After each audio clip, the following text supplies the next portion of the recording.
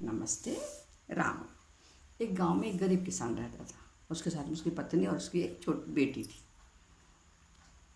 गरीब था, वो बहुत ज़्यादा गरीब था, पर बहुत ईमानदार था और मेहनती भी था।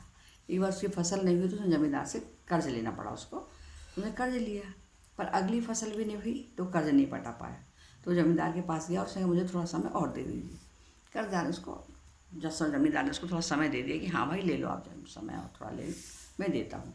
पर जब वो म्यान पूरी हुई और किसान कर्ज पटाने नहीं गया तो ज़मींदार उसके घर पहुंचा कर्ज लेने के लिए कि आज तो मैं कर्ज लूँगा, कर्ज मैं छोड़ूंगा तो नहीं, ये उसके मन में विचार था। जब वो गया उसके यहाँ तो उसने देखा कि किसान की एक बहुत सुंदर बेटी कुछ काम कर रही। उस बेटी को देखकर ज़मींदार का मन डोल गया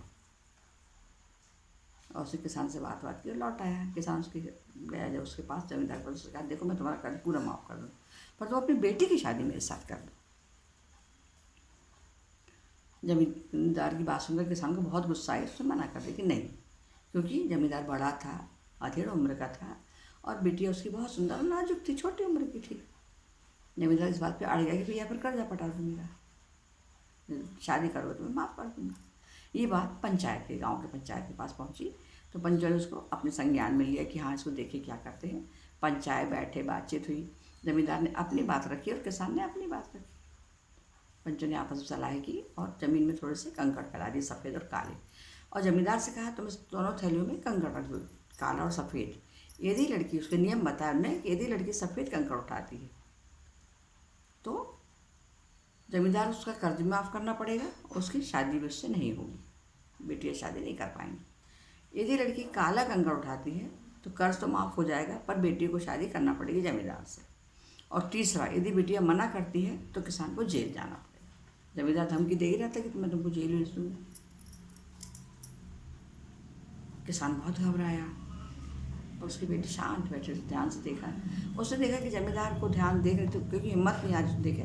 ज़मींदार ने कि दोनों थैली में किसान, वो ज़मींदार काले कंकड़ डाल रहा है, चालाकी से डाल रहा है, कोई देख ना पाए, क्योंकि जो काला कंकड़ उठाते तो शादी करना पड़ती।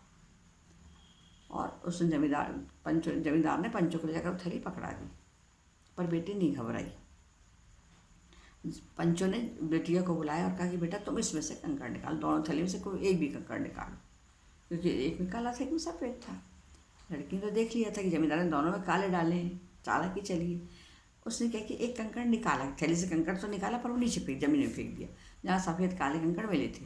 और घबरा गई, बोली, अरे मैं क्या करूँ, मेरा कंकड़ तो गिर गया। पंचों ने बोला, कोई बात नहीं, तुम दूसरी थैली से कंकड़ निकालो। पर यदि कोई थी, यदि विपरीत कंकड़ निकाल, सफ़ेद की थी, सफ़ेद निकलेगा तो शादी, पर बोले सफ़ेद से यदि काला कंकड़ निकालता है तो तुम्हारी माना जाएगा कि इसमें सफ़ेद कंकड़ था थैली में, तो तुम्हारी सब चीज़ माफ़ हो जाएगी। लड़की ने धीरे से थैली में से निकाला और काला कंकड़ निकाल कर आया।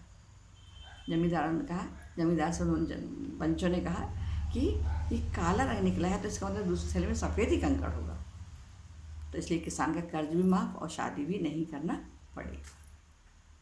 जमींदार पछताया कि उसने जानबूझ के दौरान में काले कंकड़ डाले थे, पर बिटिया ने अपनी समझदारी से और बौद्धिक बुद्धिमत्ता से इस काम को संभाल लिया और उसकी शादी नहीं हुई और किसान भी खुशी खुशी चला गया। तो कभी ऐसी कोई परेशानी आए, कष्ट आए तो हमें घबराना नहीं चाहिए, सोच समझ कर दिमाग से काम करना चाहिए। नमस्ते, राम राम, धन्यवाद।